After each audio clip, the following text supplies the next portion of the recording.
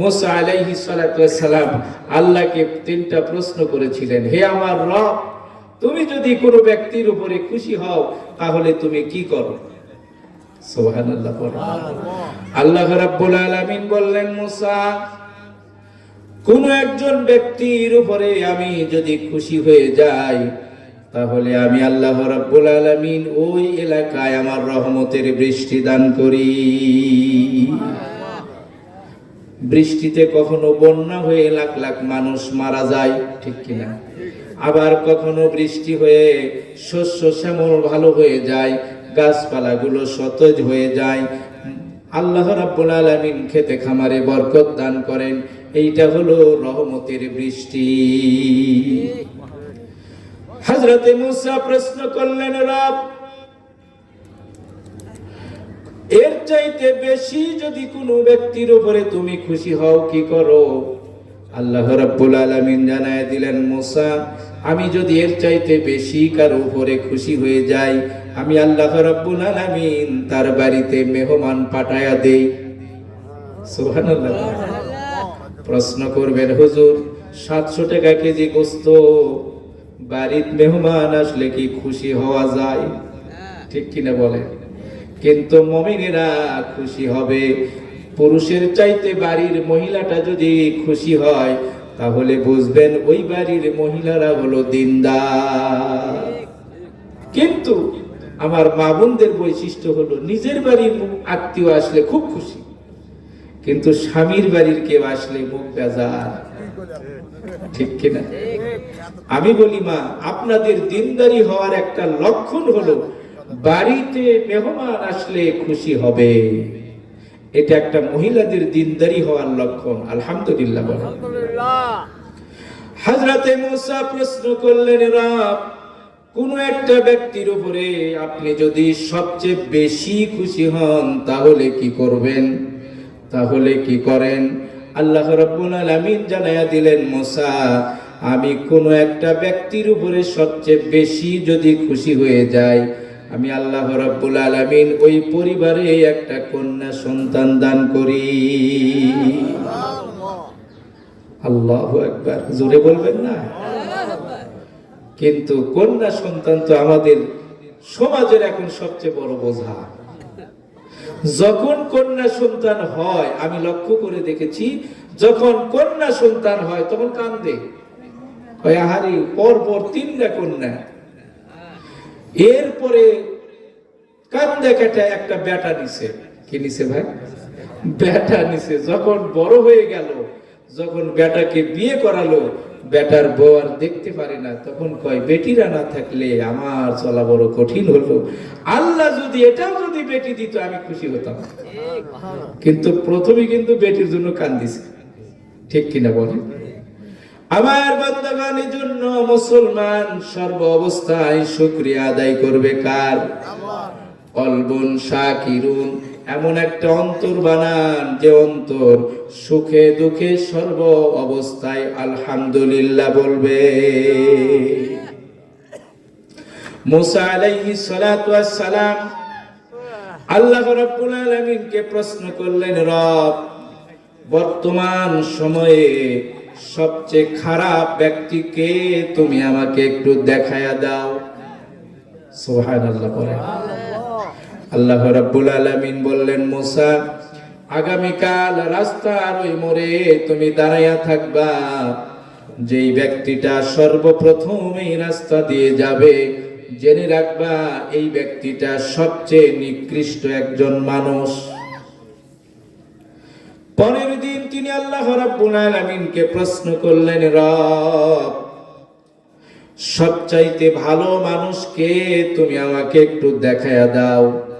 আল্লাহ রাব্বুল আলামিন বললেন, মুসা, ওই রাস্তার মোড়ে তুমি আবারও দাঁড়াইয়া থাকবা, যেই ব্যক্তিটা সর্বপ্রথম আসবে উনি হলেন সবচেয়ে ভালো মানুষ। হযরতে মুসা জানার জন্য প্রথম দিন তিনি দাঁড়াইয়া গেলেন। একজন লোক আসছে, তার কোলে ছোট্ট একটা বাচ্চা। পরের দিন তিনি ভালো মানুষ দেখার জন্য রাস্তার মোড়ে দাঁড়াইয়া গেলেন। লক্ষ্য করে দেখলেন প্রথম দিন যিনি এসেছিলেন দ্বিতীয় দিনেও আল্লাহর ওই বান্দা। একটু জোরে বলা যাবে কি সুবহানাল্লাহ? আল্লাহর কাছে মুসা কালিমুল্লাহ প্রশ্ন করলেন, রব প্রথম দিন আমাকে দেখায়া দিলেন ইনি হলেন সবচেয়ে খারাপ ব্যক্তি, দ্বিতীয় দিন দেখায়া দিলেন উনি আবার সবচেয়ে ভালো মানুষ। সুবহানাল্লাহ। প্রথম দিন খারাপ, দ্বিতীয় দিন উনি, একদিন পরেই তিনি সবচেয়ে ভালো মানুষ হলো কেমনি? আল্লাহ রাব্বুল আলামিন জানায়া দিলেন, মুসা প্রথম দিন আল্লাহর ওই বান্দা যখন রাস্তা দিয়ে যাচ্ছিলেন উনি সত্যই খারাপ মানুষ ছিলেন, নিকৃষ্ট একজন মানুষ ছিলেন। কিছুক্ষণ পরে আল্লাহর বান্দার কোলের উপরে যে সন্তানটা ছিল, এই সন্তান বাবাকে জিজ্ঞেস করে, আব্বা আসমানটা কে বানিয়েছেন? বাবা জবাব দেয়, আল্লাহ। কে বানিয়েছেন? জমিন কে বানিয়েছেন? বলে আল্লাহ। ও আমার আব্বা মানুষকে বানিয়েছেন? বলে আল্লাহ। তোমাকে আমাকে কে সৃষ্টি করেছেন? বলেন আল্লাহ। ছোট্ট বাচ্চা আকাশের দিকে হাত তুলে বলেন আল্লাহ। আমার বাবা এই আসমানি রাতের বেলা যত নক্ষত্র থাকে এই পরিমাণ গুনাহ কি কোনো ব্যক্তির আছে নাকি? বাবা বলে হ্যাঁ। ওই মানুষকে দেখার জন্য আর কোন জায়গায় যেতে হবে না, তোমার আব্বার গুনাহ এত বেশি যার গুনাহ আসমানির তারকারাজির চাইতেও বেশি। নাউজুবিল্লাহ। ছোট্ট বাচ্চা প্রশ্ন করে, আব্বা আমার আল্লাহর দয়া কত বড়? লোকটি দুই চোখের পানি ছেড়ে দিয়ে বলে, বাচ্চারে জেনে রাখো আমার যত গুনাহ এই গুনাহগুলোর চাইতে আমার আল্লাহ বড় দয়ালু, আমার আল্লাহর দয়া বড় অনেক, তিনি বড় ক্ষমাশীল। ও মুসা, যেই ব্যক্তিটা আমাকে রহমান হিসাবে মানি, দয়ালু হিসাবে মানি, আর সঙ্গে সঙ্গে এমন ভাবে তওবা করেছে, আমি আল্লাহ রাব্বুল আলামিন তাকে নিকৃষ্ট মানুষ থেকে উৎকৃষ্ট মানুষ বানায়া দিয়েছি। তওবা এর নাম কি? মুমিন কখনো আল্লাযীনা আমানু, যারা ঈমানদার তারা কখনো ঘাড়ের উপরে গুনাহ রাখে না। গুনাহ যদি ভুলে হয়ে যায় সঙ্গে সঙ্গে কি করে?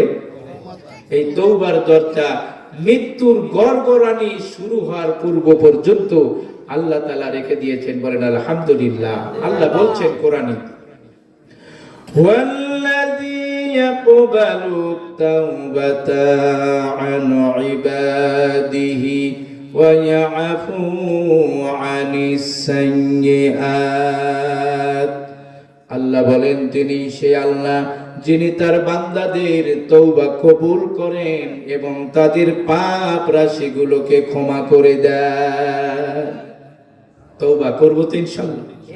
আস্তাগফিরুল্লাহ আস্তাগফিরুল্লাহ সময় লাগে।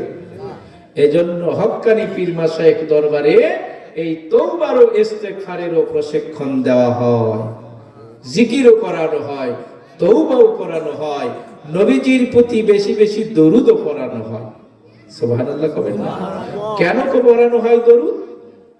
দেখেন, কেউ যদি টাটকা নগদ সওয়াব যদি পেতে চান, বেশি করে নবীজির প্রতি দরুদ পড়ব তো ইনশাআল্লাহ। একবার দরুদ 10 বার রহমত, 10টি গুনাহ মাফ, 10টি মর্যাদা বৃদ্ধি। সুবহানাল্লাহ পড়বেন না? 10টি গুনাহ মাফ, 10টি মর্যাদা বৃদ্ধি আমাকে আপনাকে কে দান করবেন? দেখেন একটা উদাহরণ দিয়ে বুঝাই। একজন মানুষ মসজিদে নামাজের পরে দোয়া করছে, আল্লাহ আমার বাড়িতে চাল নাই, আমার বাড়িতে ডাল নাই, আমার বিবি বাচ্চার খাবার নাই। আরেকজন ব্যক্তি দোয়া করছে এইভাবে, সাল্লাল্লাহু আলাইহি ওয়াসাল্লাম সাল্লাল্লাহু আলাইহি ওয়াসাল্লাম দরুদ পড়তেছে কার প্রতি? আল্লাহ রাব্বুল আলামিন বলেন, বান্দারে যে শুধু দোয়া করছে আমার বাড়িতে চাল নাই ডাল নাই, তার চাইতে যিনি সাল্লাল্লাহু আলাইহি ওয়াসাল্লাম বেশি দরুদ পড়ছেন নবীজির প্রতি, তার দোয়া আল্লাহ তাড়াতাড়ি কবুল করবেন। কারণ হলো আল্লাহ বলেন, তুমি দরুদ পড়ো আমার নবীর প্রতি, আমি বসে থাকতে পারি না, তোমার হাজত পূরণ করা আমার জন্য দায়িত্ব হয়ে যায়।